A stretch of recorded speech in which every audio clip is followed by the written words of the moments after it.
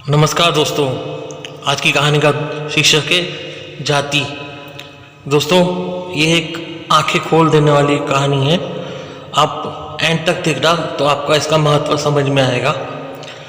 राजू एक गरीब शूद्र परिवार में जन्म लिया था, बिहार में। उसके गांव में अभी भी जात पात बहुत चलता था। ब्राह्मण को, क्षत्रिय को, ठाकुरों को उनके गांव वाले काफ़ी अहमियत देते थे। और जो शूद्र था, जैसे राजू था, उसे पानी भी पीना उनके जगह पे मंजूर नहीं था, ना मंदिर में आना मंजूर था। उसी तरह ही स्कूल्स में भी, वहाँ के जो छोटे बड़े स्कूल थे उसमें भी उन्हें ज़मीन में बिठा के पढ़ाया जाता था। ये सब देख के राजू काफ़ी दुखी हुआ था। वो कहता था कि जात पात क्या है ये, हमें भी पढ़ना है, अच्छे से पढ़ना है, हमें भी सम्मान मिलना चाहिए। तो उसे पता था कि डॉक्टर अंबेडकर ने भी माइनॉरिटीज़ के लिए काफ़ी सुख सुविधाएं दी है।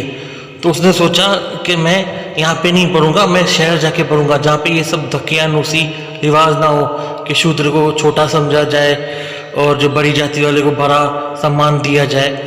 क्योंकि दोस्तों, डॉक्टर अंबेडकर के बाद भी कई ऐसे गाँव हैं जहाँ पे ये सब धकियानुसी चीज़ें चलती है। तो ये बात उसने अपने पिताजी से कहा, पिताजी मुझे ये गांव में नहीं पढ़ना है, मुझे दूर के गांव या तो जहाँ पे ये रीत रिवाज ना हो या तो शहर में मुझे भेज दो। तो उसके पिताजी ने सही सोचा कि ठीक है बेटा राजू, तो मेरा गांव में एक दोस्त रहता है, मैं उसके वहाँ पे भेज देता हूँ, वो वॉचमैन का काम करता है, तुझे एक सरकारी स्कूल में दाखिल कर देगा जहाँ पे ना के बराबर फीस हो। तो वहाँ पे ही उसे भेज दिया गया राजू को। वैसे राजू की माँ का ध्यान उसके जन्म से ही हो गया था, तो राजू के पिता ही थे। राजू के पिता भी कभी कभी शहर आ जाते थे राजू को देखने। राजू अब वहाँ पे पढ़ लिखता था और उसे किसी चीज़ की कोई शंका नहीं थी, ना वहाँ पे कोई जाति का दोष या कोई ऐसा उसे दिक्कत पेश नहीं आती, क्योंकि वो शहर की जो सोच है गांव के सोच से काफ़ी अंतर है। वहाँ पे भी लोग होते हैं, पर वहाँ पे इतनी सारी चीज़ें नहीं चलती है, जात पात, धर्म वगैरह। वहाँ पे बस राजू अब मेहनत से पढ़ रहा था। दिन बीते, महीने बीते, वैसे साल भी बीत गए। राजू अब 12वीं कक्षा में पहुँच गया था। अच्छे नंबरों से उसने पास किया और अब आगे की पढ़ाई के लिए भी उसे अपने अंकल यानी कि अपने पिताजी के दोस्त पे निर्भर नहीं होना था। उसने अपने पिताजी के दोस्त से कहा, अंकल आपकी जो पढ़ाई है मैं अपने बलबूते पे करूँगा, आपका काफ़ी एहसान है मुझ पे। तो उसने वैसे ही किया।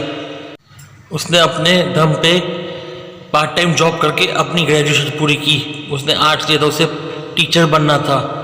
उसने एक टीचर का कोर्स रहता है वो पूरा किया और वो अब दूसरी कक्षा के बच्चों को पढ़ा रहा था। अब वो टीचर बन चुका था, अब वो अपने पैरों पे खुद खड़ा हो चुका था। उसने अपने दम पे किस्तों पे एक मकान भी ले लिया। अब उसने अपने पिताजी को अपने वो पुराने घर जो बिहार में था वहाँ से ले आया। अब वो नए मकान में रहने लगे। तो उसने कहा, पिताजी कि हर जगह ये जात धर्म नहीं होता है। जाति अगर इंसान कोई इंसान से दूर कर ले, छोटे बड़े का भेदभाव कराए, तो ऐसी जाति क्या है। मैं कोई जाति नहीं मानता, ना शूद्र, ना ब्राह्मण, ना क्षत्रिय, कोई भी नहीं। मैं बस एक ही जाति मानता हूँ, वो इंसानियत की।